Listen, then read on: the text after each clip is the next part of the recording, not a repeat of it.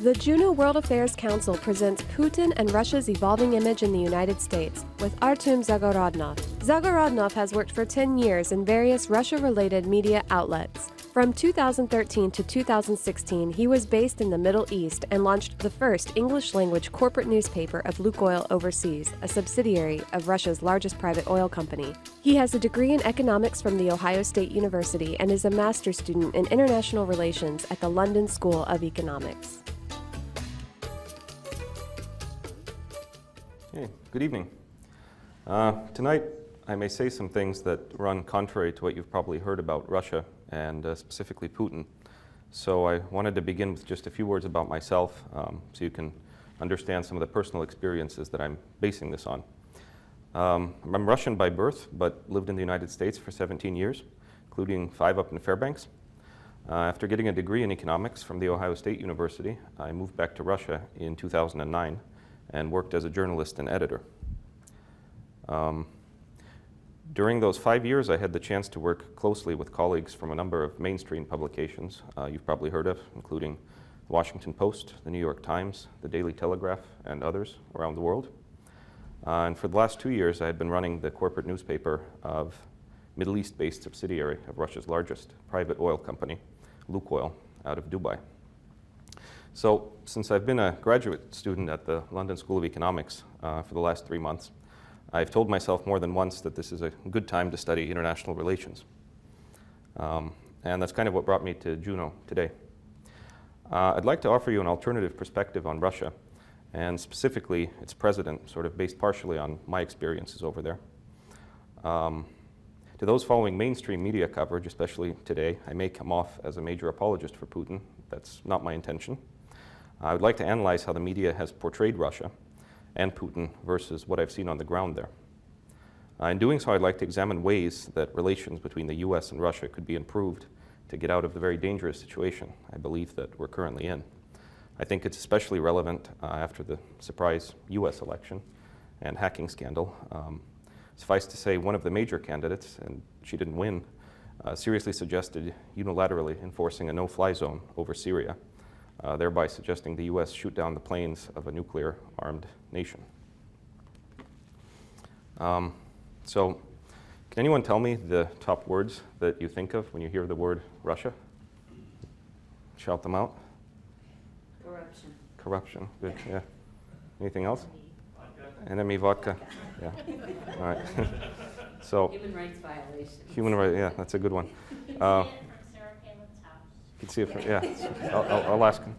Oh, and then show of hands, just for fun. How many people here think that Putin has been bad for Russia? Oh, I thought it'd be all of them. Does anyone think he's been good? None. Hopefully, are you talking about the Russian perspective? Yeah, has Putin been a good president for Russia? Nobody. Yeah, probably for Russia, but a lot of people think he's crazy. Yeah, okay. So at least one vote for, okay, so I think it's going to... Crazy, yeah, not that he's been good or bad for Russia, but it's crazy. Okay, so yeah, it's going to be a fun evening. In 2003, the Russian government commissioned a survey and found that the top 4 words that Americans associate with Russia are communism, KGB, snow, and the mafia. And out of the top 10, I think there was only one positive association, and I'm not sure very much has changed. This was 13 years ago. So I think I'm going to try to explain why. So the first thing I'd like to point out is that it's something I came across when looking at polling data from Gallup, which I'm showing on the screen. It's a poll Gallup does to ask Americans whether they hold a rather favorable or rather unfavorable view of Russia. And you can see the large number of inflection points where the 2 lines cross, probably correlated to major political events that I've outlined. So that's 6 times just in the last 17 years shown on this graph that America's opinion of Russia has gone from either positive to negative or back to positive. That's like less than once every 3 years. Gallup didn't really give an explanation for the slight uptick observed this year, which I kind of found strange. Other than that, the domestic audience in the US may have been more focused on the presidential election and just not thinking about Russia. And interestingly, the last survey from this year found that the highest positive attitudes towards Russia, and that was at 43%, came among the youngest cohort, aged 18 to 34. So that might just be, a lack of memories of the Cold War. So, and I kind of find this fascinating because, as far as I can tell, Americans' attitudes toward any other country has not changed nearly as much during this time period. So you can see the example of India and Iran, which are in the polar opposite situation. Each has been viewed as consistently positive or negative. So I asked David Johnson, a respected Russia scholar living in Virginia, why that's the case. And he emphasized that nearly everything Americans know about modern Russia comes from the media. Maybe there's a little more contact up here in Alaska, but very few Americans I know, have been to or are planning to go to Russia. Some, but very few. So maybe there's some information coming from Russians living in the United States, but that's sort of a whole other topic. And just a side note, business people that I've interviewed, sort of as a journalist, have told me this can be a major source of frustration during their meetings with Russians, and that no matter what people say, Russians are fascinated by America and love its products. Everything from TV series to jeans. I've never seen busier McDonald's anywhere than in Russia. And I don't think the opposite is true. Outside some narrow circles, some of them in academia, I don't think most Americans are fascinated by or care much about Russia or the products that it makes. So Russians can often feel put off when they see how little the average American knows about Russian history or culture. So just a side note there. So before getting into sort of other sources of tension, I want to take you on a little history tour of Russia over the last 20 years, culminating with some information about Putin and what he's done that you may not have heard before. And I'm going to sort of show you then how the media portrayed what was going on, basing it on major publications. So 25 years ago, Soviet Union falls apart much more peacefully than most people predicted. It wasn't a Yugoslavia type scenario. And it sent Russia and most of its neighbors into complete chaos. So you have transportation and economics links that break down. Families now live in separate countries since they were split apart. Hyperinflation decimates people's life savings. Real wages plunge.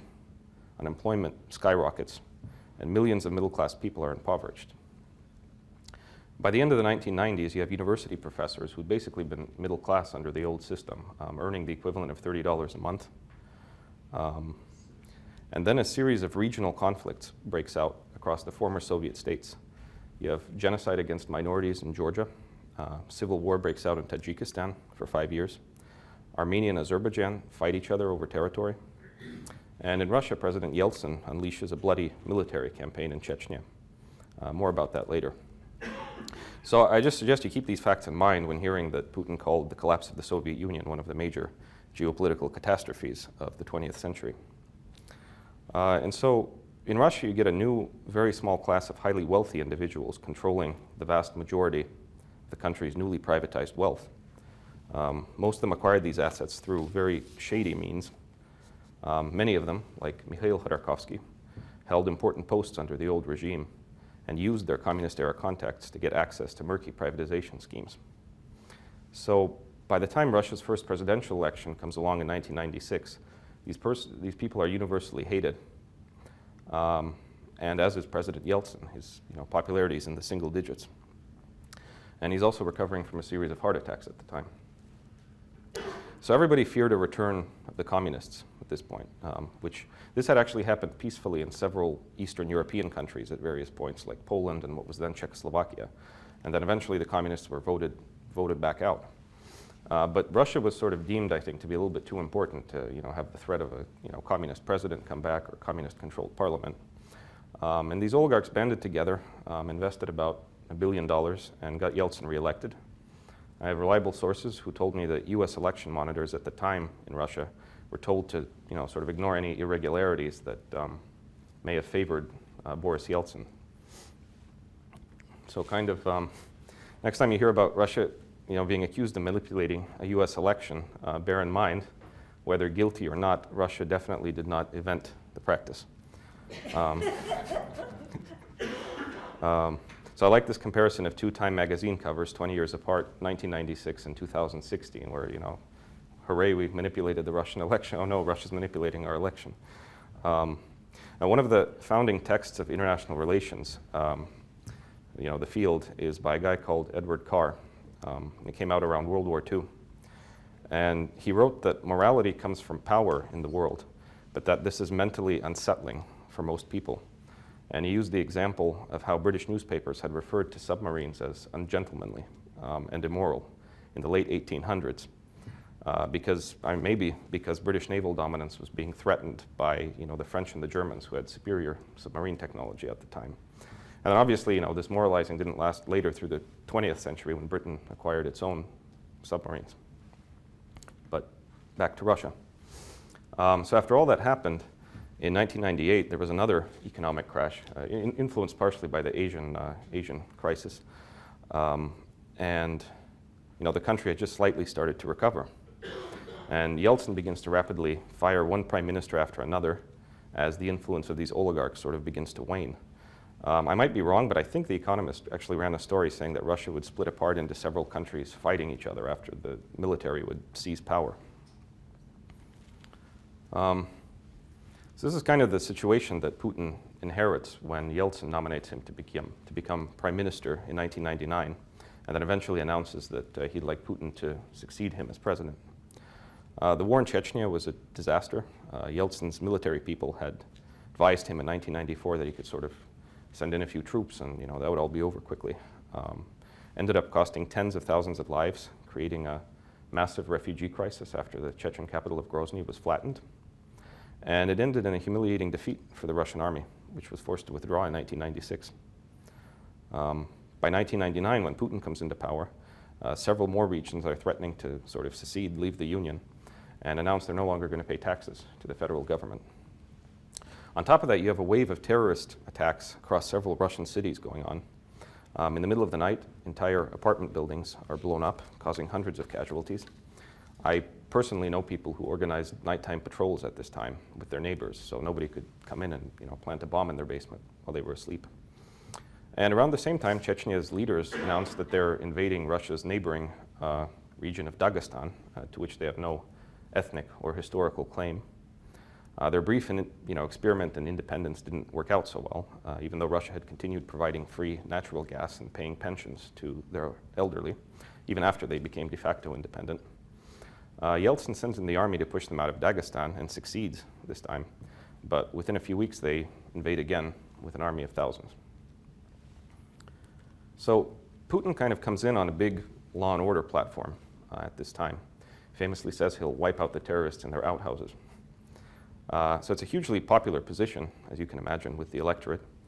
And in addition to leading an ultimately successful military campaign to restore federal law in Chechnya, he signs off on a series of liberal economic reforms, packaged by some in the media as the 10-year GREF program, named after his economics minister at the time. We have a revised tax code, 13% flat tax, one of the lowest in Europe, in 2001. A new labor code the following year. At this point, you have many regions that have laws that contradict federal laws, and so he sort of pushes, it's like a neo-feudal state, and he pushes for them to abide by the Russian constitution. You have new tax breaks for small businesses. Putin continues privatizing some companies. I'd argue it's a lot more transparent than these shady schemes of the 1990s. And he sort of begins to restructure these so-called strategic industries where the state maintains significant control and forms national champions. It's big corporations that focus on stuff like shipbuilding, space, aircraft manufacture, grain production, high tech. So it's a time when the economy begins to grow rapidly and diversify, and I'm going to give you some examples of that in a moment. Just two sets of data I'd like to show you that I think kind of speak to themselves, for themselves. The first has to do with population. A couple of years ago, Barack Obama gave an interview to The Economist magazine in which he asked about Russia. He said three things. They don't make anything, their population's shrinking, and immigrants are not flocking to Moscow looking for opportunity. Two of those statements are just factually completely inaccurate, as I'm going to show. In fact, Russia is the largest receiver of immigrants after the United States. And I mean, in my opinion, it's not because they necessarily like Russia, but for lack of a better term, they are looking for opportunity and a way to make a decent living. Some of them from Central Asian states like Uzbekistan. And in regards to the first claim, I just say it's a little funny coming from a guy whose government depends on Russia to get its astronauts into space, and whose Pentagon buys Russian helicopters for the Afghan army. So, but okay, fair enough. Russia's economy does rely a lot on commodities, not unlike Canada, Norway, Australia, or as far as I know, Alaska. But I mean, I think for most people, these three things sort of became true once they heard Obama say it, and therein lies part of the problem. In my opinion, people tend to interpret Russia and Putin a little bit too much, rather than listening to what he's actually saying. And they don't do a very good job, and so that's why I encourage anyone interested in Russia to go to primary sources as much as possible. So anyways, in regards to the population, it's not just Obama. I hear this meme sort of in academic discourse, especially in the media, to this day: Russia's dying. There was an article I saw yesterday in the Wall Street Journal that, shrinking population. But the data just speaks otherwise. This is from an article in Forbes magazine from a few years ago. To my knowledge, the trend has only continued. But you can see Russia's population has actually been growing the last 7 years, since 2009. It's had a natural population growth rate, which discounts immigration, since 2013, I think.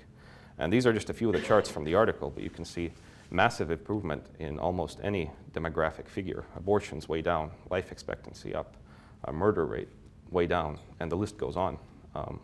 Russia now has the highest birth rate in Europe and the highest among developed countries, bar 3. And keep in mind, this doesn't even include Crimea. I mean, if you wanted to, you could add another 2 million. But for this purpose, yeah, I'm not going to. So the other chart, and I hope you can see this, but I'll try to explain it. It has to do with the economy and sort of shows in figures what I described earlier.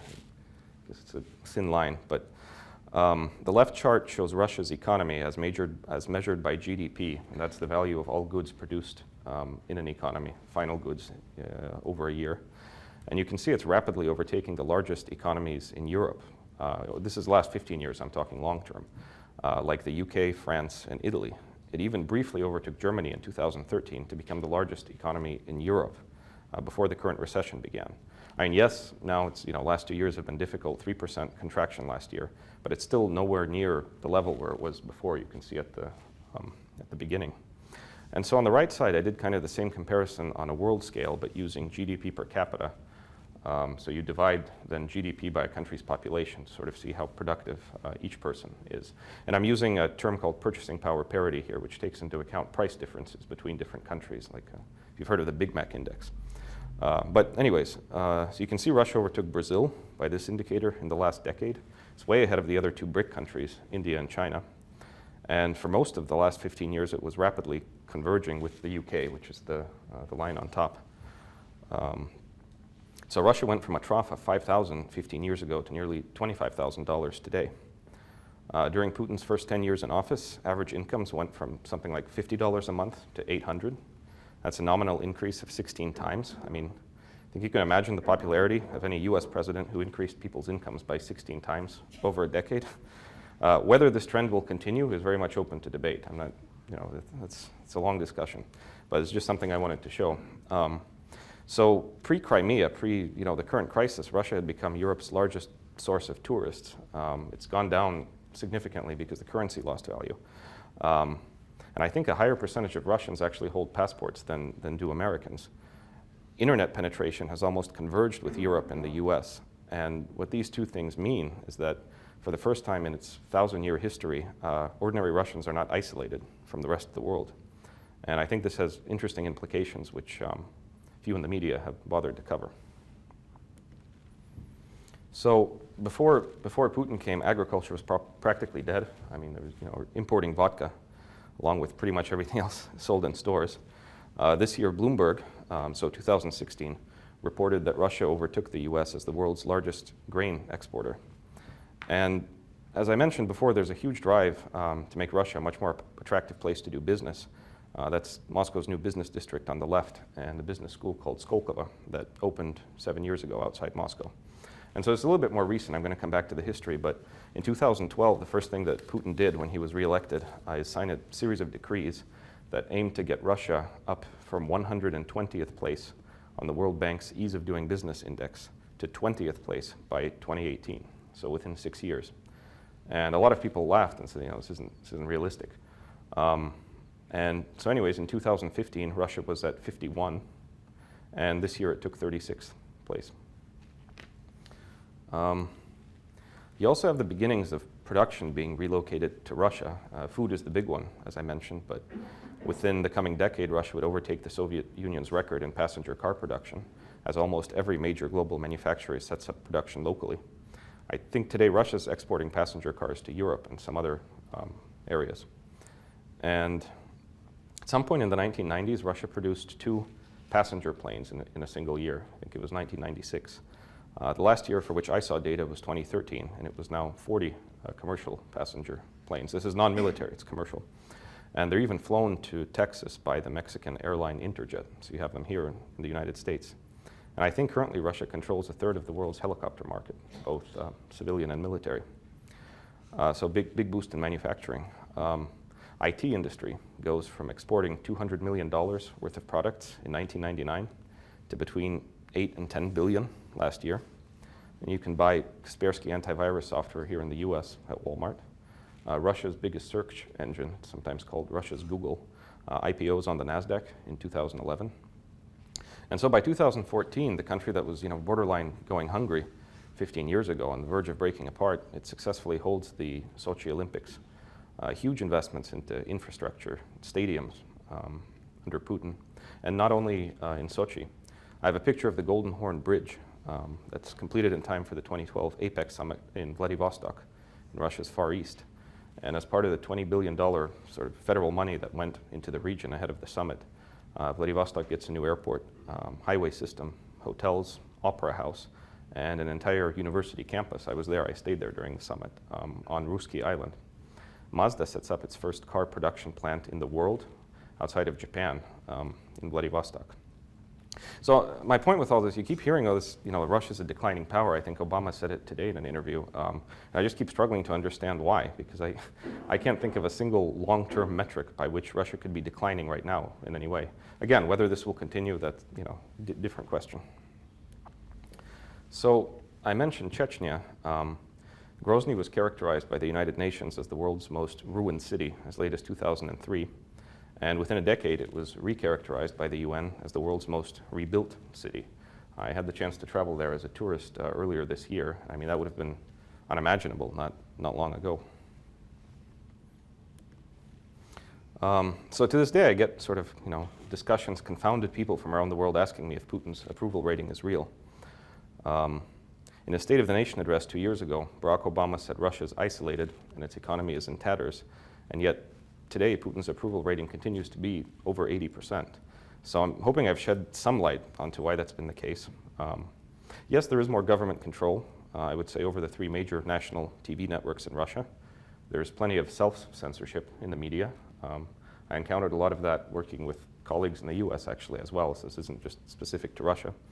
At the same time, there are private TV networks, and the internet is relatively free.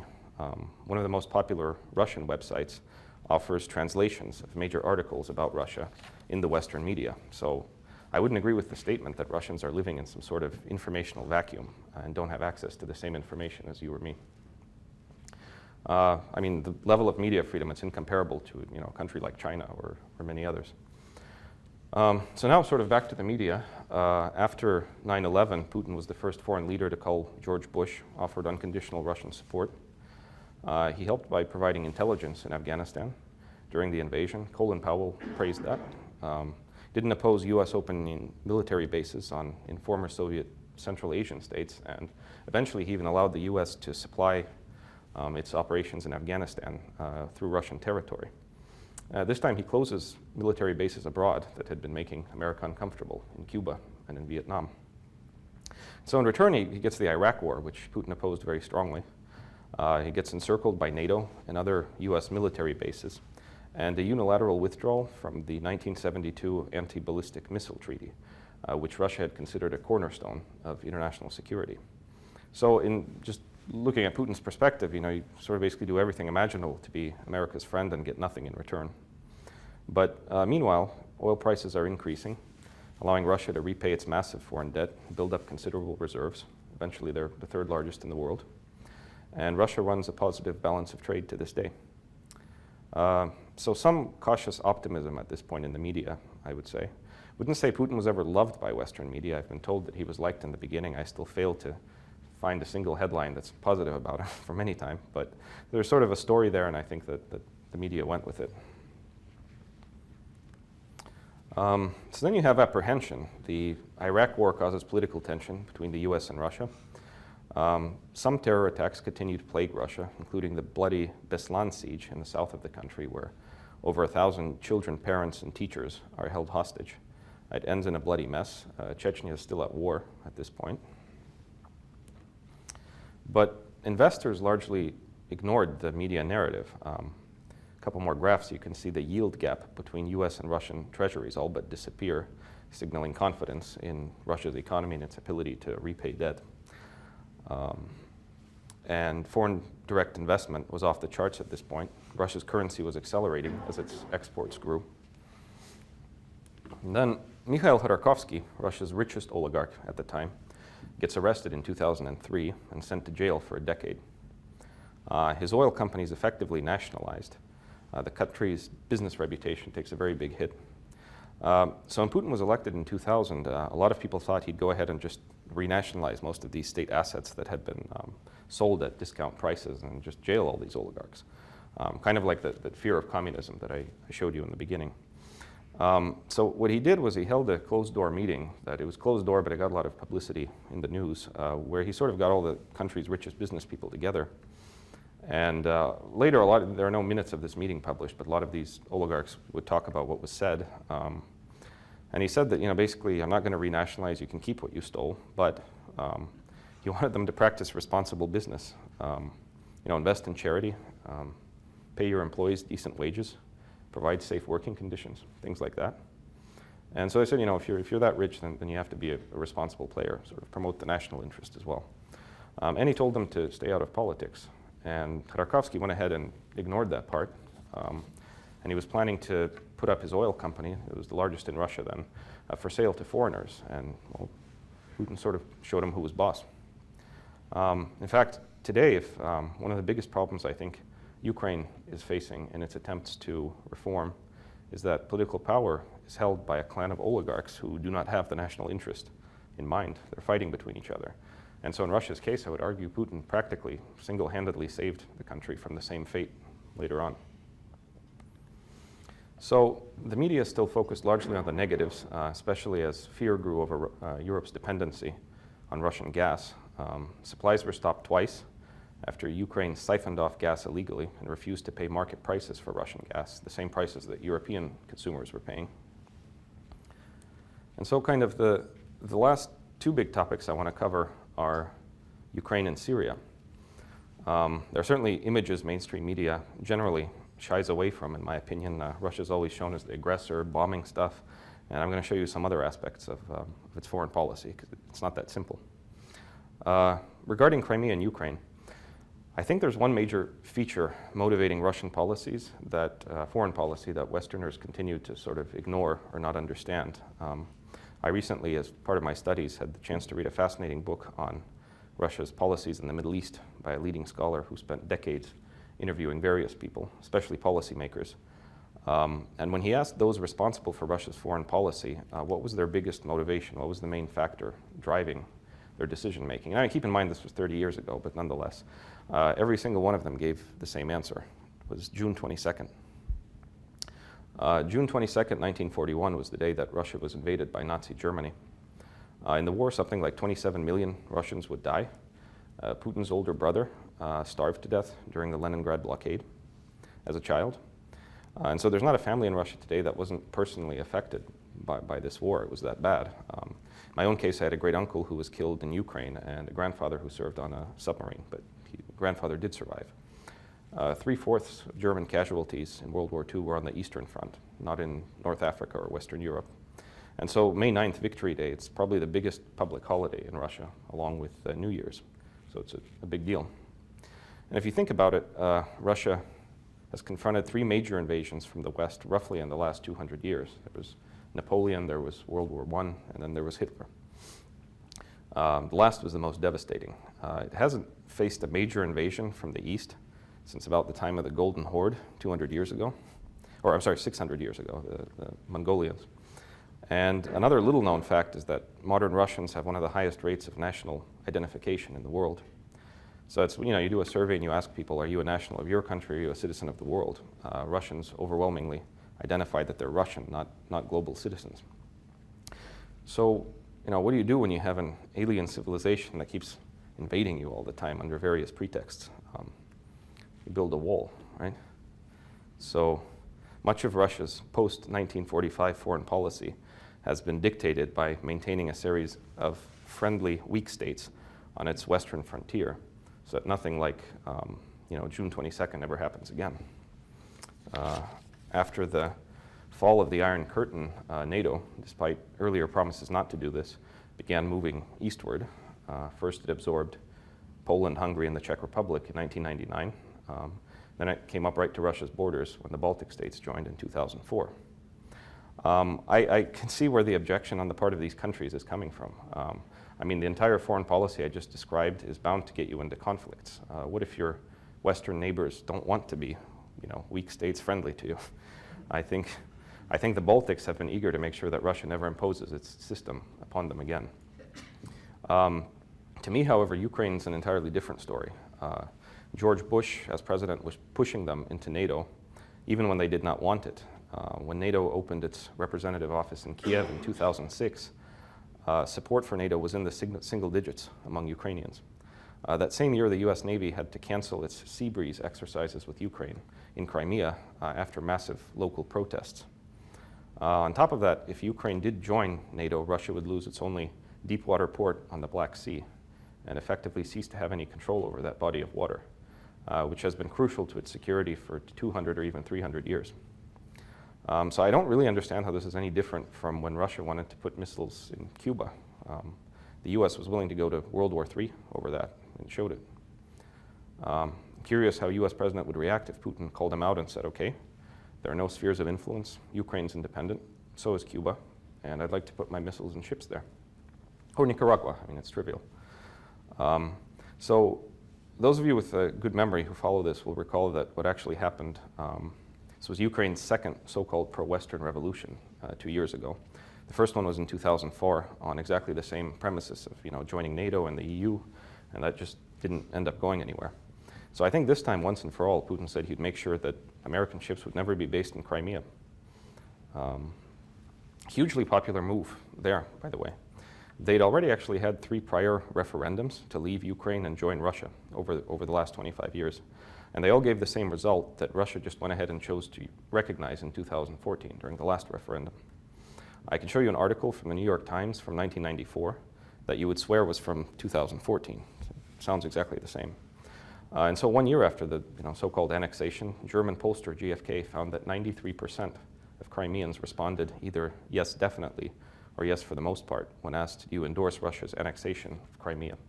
An earlier Gallup poll there also reflects the same sentiment. So now Syria, and here's what I think is going on vis-a-vis Russia. I'm not an expert on this, but you'll recall Chechnya.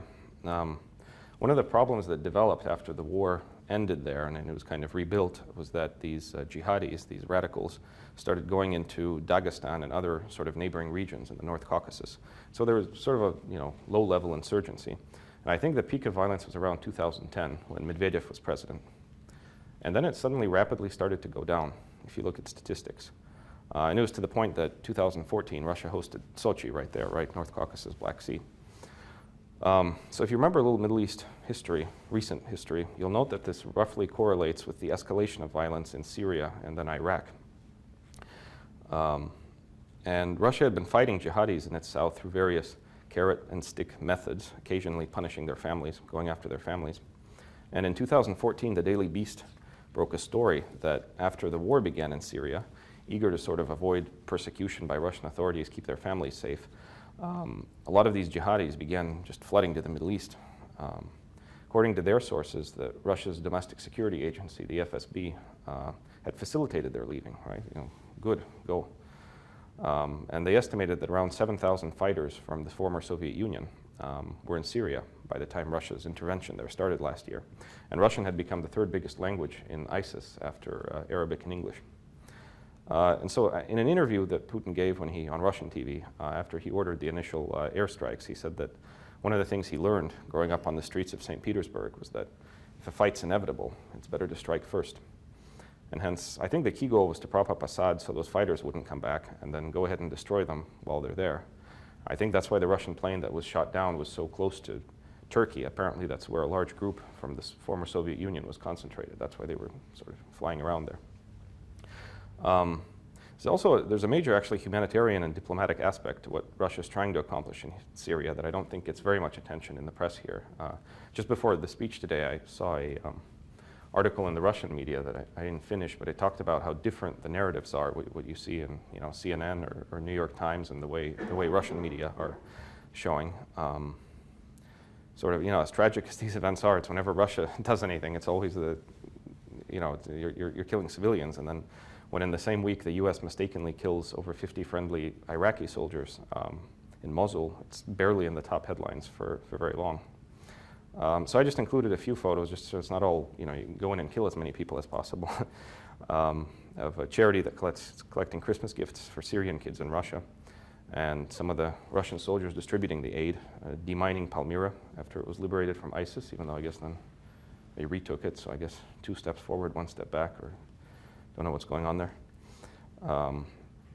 And the famous opera director Valery Gergiev from the Mariinsky Theater in Petersburg actually held a famous concert in the ancient theater of Palmyra after it was retaken by Syrian forces. And under ISIS, this had been used as for beheadings, for executions, just less than a year before.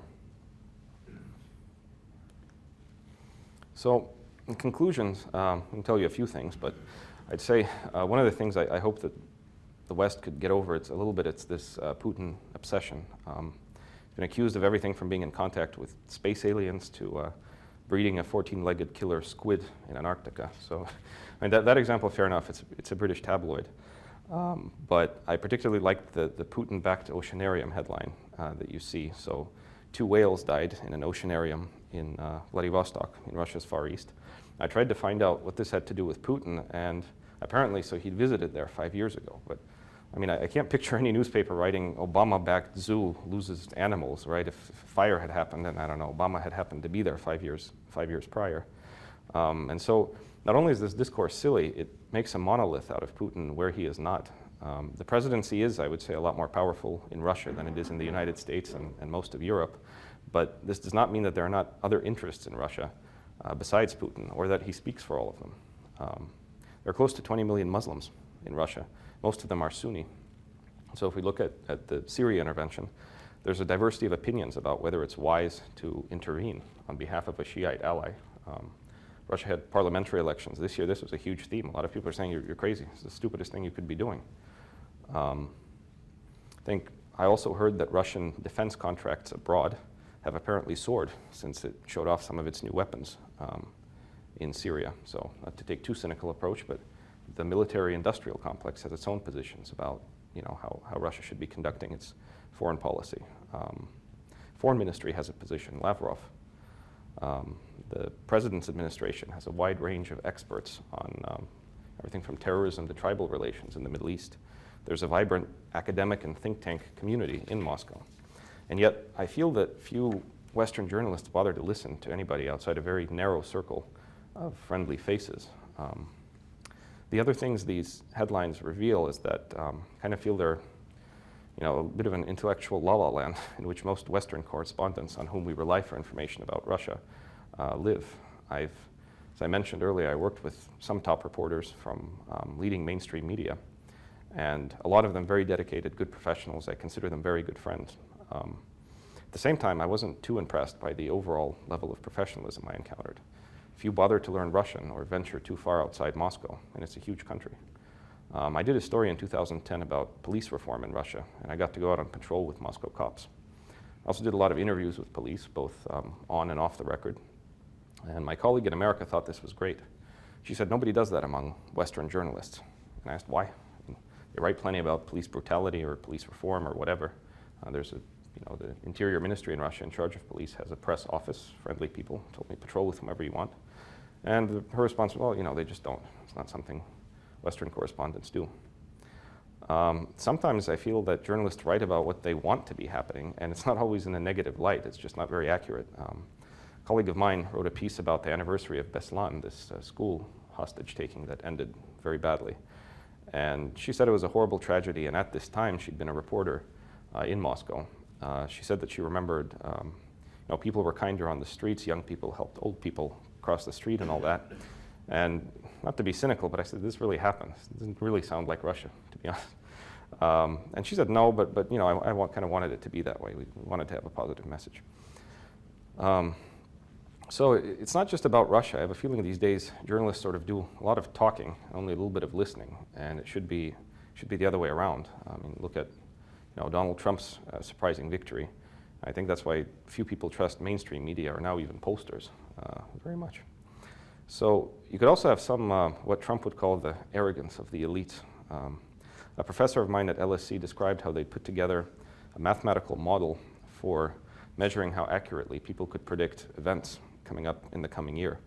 And so basically participants' answers would be recorded as a 0 or 1. Does something happen? Does it not happen? They used 3 groups that they interviewed. There were students, professors, and then there were just ordinary adults off the street. And the professors outperformed the ordinary adults, but they did worse than the students. And our professor said at the end of this lecture that when the results came in, some of the professors said, no, we were right, that the world shouldn't have acted that way. Case in point is whoever's crafting current Russia policy in the US. I think after hearing some of the information I presented tonight, it would be a little naive to think that a few sectoral sanctions would somehow cause a palace coup against Putin or dent his popularity too much. During the now forgotten reset, when Obama first became president, I had a feeling that his team was sort of trying to drive a wedge between Putin and Medvedev. Obama was very friendly toward Medvedev, and at the same time he had, I think, a quote about how Putin has one foot in the past, 1 foot in the present. And even though both of them, Putin and Medvedev, had kept saying that they're part of the same team, they have the same ideology, they use different methods, but there's no. And I have a feeling that some people in Washington just had trouble believing this or accepting it, and maybe they still do. But of course, that was still better than saying that Putin has no soul, like aspiring Secretary of State and President Hillary Clinton. So, as part of this Putin obsession, I think a lot of this is still going on today. He's continuously shown as a reactionary, anti-gay, nationalistic, liberal hater. And I'll tell you, he's one of the most influential liberals in Russia, as strange as this may sound. Much more liberal than a majority of the country. I think Mikhail Khodorkovsky actually wrote this in one of his letters from prison.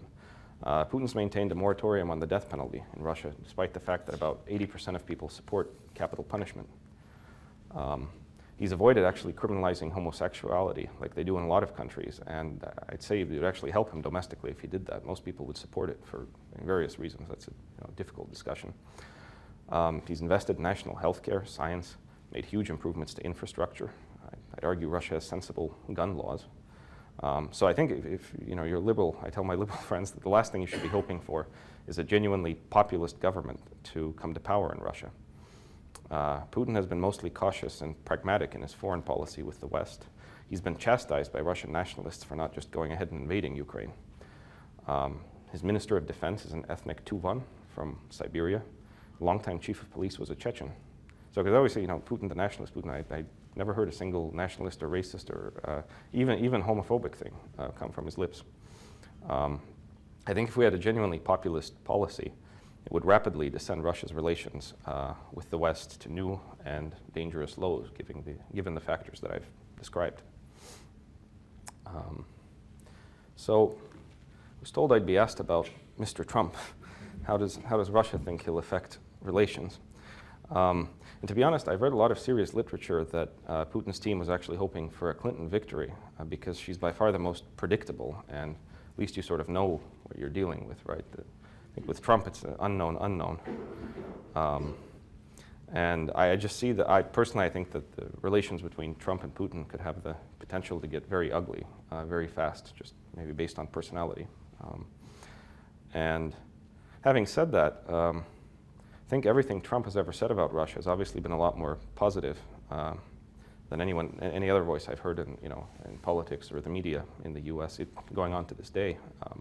Wants to work together in Syria, and he actually acknowledged that most Crimeans want to be part of Russia. So he even worked against getting lethal aid sent to Ukraine out of the Republican platform during the convention. And so he's clearly not doing this out of populism. These are not popular positions in the U.S. And so he seems to be sort of free from this Putin obsession that I talked about. And so if he's not married to the idea of eventually removing Putin from power as a prerequisite to improving relations with Russia, I think that could be a good thing. So I guess hope dies last, even if he tries to mend ties. I think that we're going to face very vicious opposition in Congress. He's already being called out for, don't try to improve relations with Russia, or definitely not with Putin. So I begin with a quote from David Johnson, and I'll end with a couple that sort of sum up my big points. Fortunately, I can't leave you on a much more optimistic note than that, but I'm from Russia after all, and suffering's the point of life, right? So that's it. I'm happy to take questions.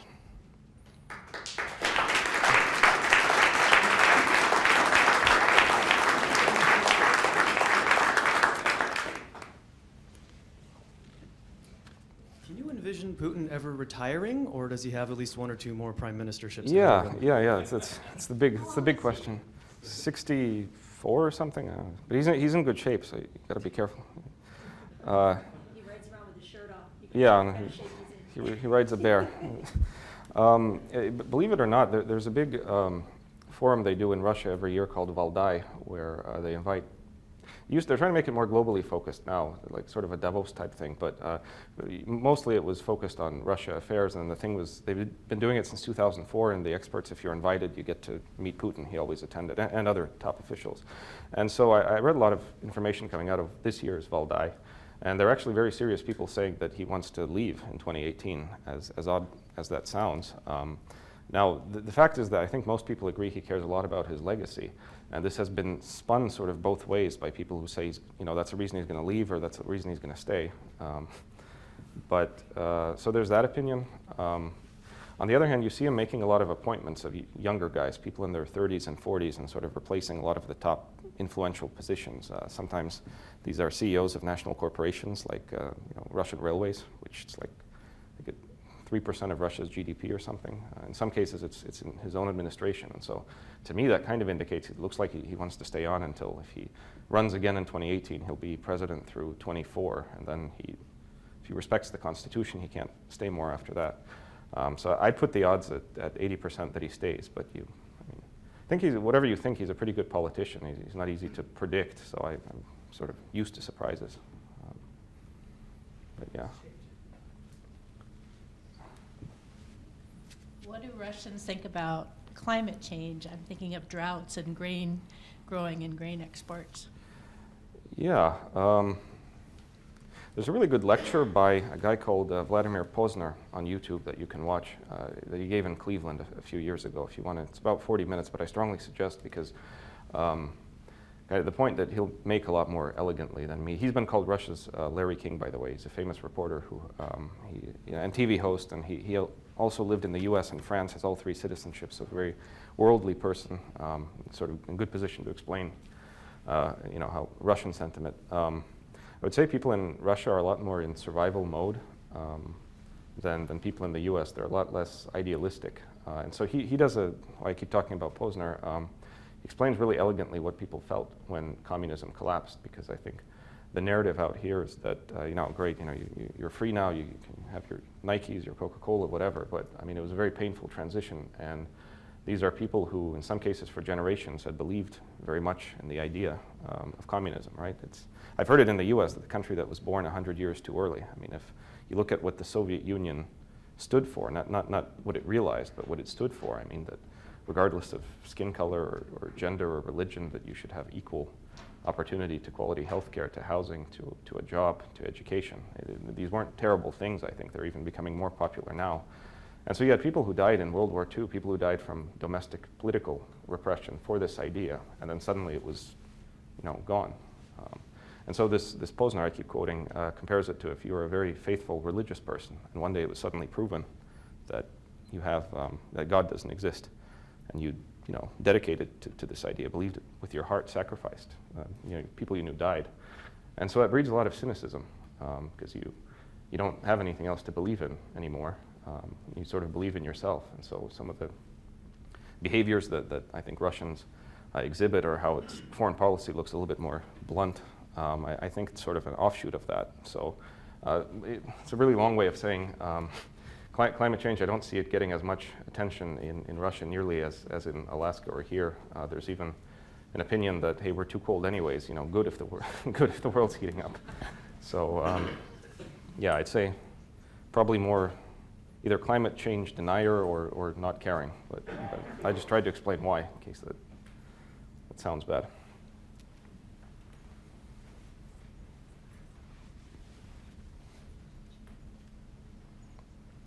Thank you for your talk. I was in Russia and Ukraine last year, Yep. And Putin is very popular in Russia with Russians, and he saved them from the free fall and all that. Not so much with Ukrainians, but yeah. Not in Ukraine. Yeah. But in Ukraine, a lot of Ukrainians were speaking of what's going on there as a civil war, which we don't tend to see it that way.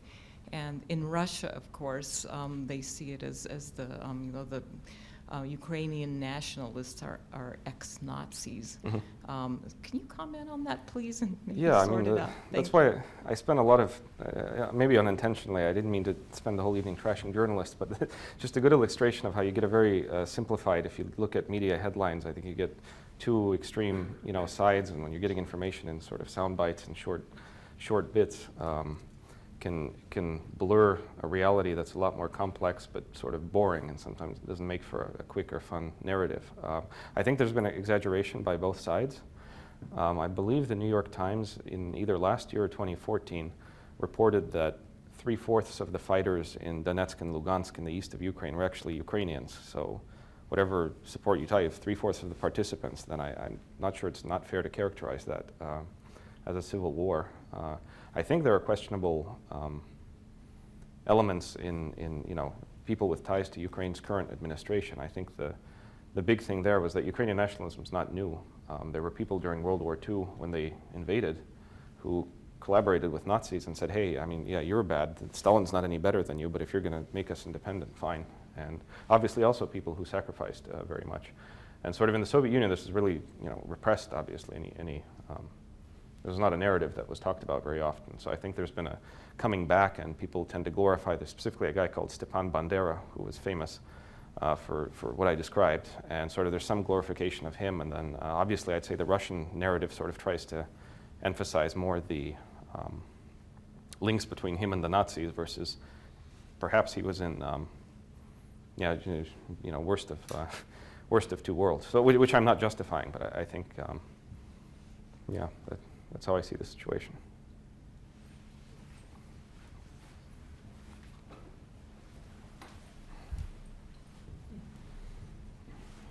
Maybe I'll test out some of your economic. Okay, I haven't done this in a long time. Given that I'm not an economist, Yeah. but oil prices over the years have declined. You mentioned that he brought back a lot of Russia because the prices were high, and we had a lot of things here in Alaska because prices are high. Yep. But I've noticed that he, more than other Russians, is very involved in the latest attempt by OPEC to sort of standardize prices or try to set production. Some of that's important to Alaska, some of it's important to the U.S., some of it's not in our interest. Yep. So if you could explain sort of how he, sort of involving himself with OPEC and what that means for some of the oil economy parts of the world. Okay. This will have to be the last question. I'm running out of time here. I'm not sure I can share any huge wisdom about the oil market or what Russia's trying to do, but beyond what you read in the papers. I think there have been. I worked for an oil company for 2 years, so don't claim to be an expert, but there have been sort of tectonic shifts in the industry worldwide, both with new technologies, both in oil and gas and alternative sources of energy. Demand is not where it used to be. There's been an oversupply that nobody predicted. The narrative out of Russia, it's kind of course, if oil prices go up, then good, there's more money. You know, right now it's running a budget deficit. On the other hand, a lot of sort of liberals, I would say, think this is the worst thing possible that could happen, because if you get high oil price, they're not going to be very efficient. Once oil prices are $40 a barrel, you really have to make a huge effort to, you know, improve your economy, try to get foreign investors to come in and all that. So some people feel that you know, the last thing Russia needs is oil prices. It needs, you know, it needs the right motivations to continue to sort of reform and try to be a better place to live and work. Not sure I can say where the oil market's going to go. I'd be probably a lot wealthier if I could do that. But, yeah, does that answer the question? A little bit, yeah. Oh, okay. Yeah, okay, so thank you very much, and especially to Bob Storer for inviting me up here to speak, and the Juneau Council, World Affairs Council. Thanks.